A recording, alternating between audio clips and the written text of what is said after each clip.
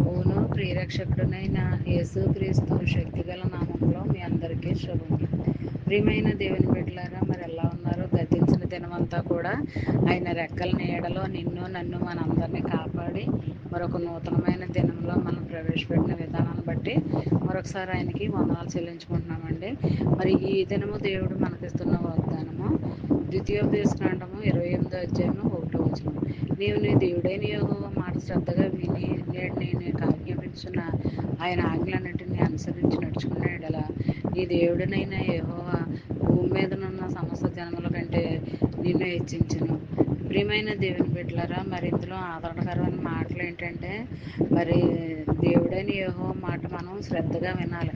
మరి ఆయన ఆజ్ఞలను ఆశ్రద్ధ చేయకుండా జాగ్రత్తగా పాటించాలి. ఆజ్ఞలను అనుసరించి నడుచుకోవాలి. మరి అలా మనం చేసినట్లయితే భూమి మీద ఉన్న సమస్త జనముల కంటే ఎక్కువగా మరి నేను హెచ్చిస్తాను, ఆశీర్వదిస్తాను అని ఇలాంటి మాటలు మరి ఇందులో ఆదరణకరంగా చూపిస్తున్నాయి అనమాట అండి. మరి అలాంటి దీవెన ఆశీర్వాదకరమైన వాగ్దానాలు మనం ఎప్పుడు కూడా నమ్మాలి, విశ్వసించాలి. అంతేగాని వాగ్దానాన్ని నిర్లక్ష్యం చేయకూడదండి. వాగ్దానాలను ధ్యానించుకుంటూ ఉండాలి, నెమరు వేసుకుంటూ ఉండాలి. మరి అలాగా వాగ్దానాలను చేసి అలా ధ్యానించుకుంటూ చేసినట్టు ఉంటే మరి ఆ దినం రావాల్సిన దీవెన ఆశీర్వాదాలు నీకు ఎంతగానో మేలుకరంగా ఉంటాయన్నమాట అండి. ఒకసారి దీవెన ఆశీర్వాదాలు మరి ఇవ్వబడితే ఎప్పటికీ ఆగమండి. అలా అంచెలంచెలుగా అలా పొందుకుంటానే ఉంటారండి. మరి దేవుని ఆశీర్వాదాలు అంత గొప్పగా ఉంటాయన్నమాట అండి.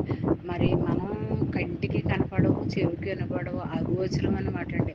కానీ మనము విశ్వసించాలి, నమ్మాలి.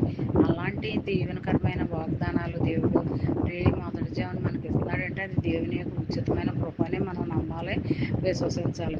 మరి ఈ చిన్న వాగ్దానం నీ ఫ్రెండ్ సర్కిల్లో పంపండి. అలా పంపడం వల్ల మరి మీరు దీవించబడతారు, వారు చదివిన వారు ఆశీర్వదింపబడతారు.